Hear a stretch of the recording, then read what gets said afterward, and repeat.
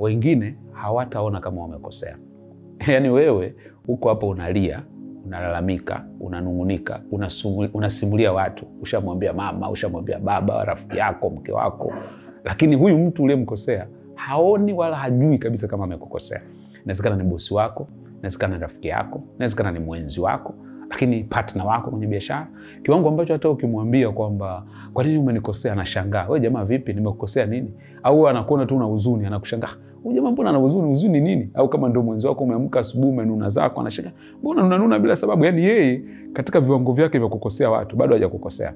Sasa ukimsubiri mtu namna hiyo aje kuomba msamaha, ndugu yangu, itakuchukua muda sana, kwa sababu hata kuja kukuomba msamaha, hata kwa wakati mwingine hata ukimwambia, unamwambia kwamba umenikosea, anakushangaa.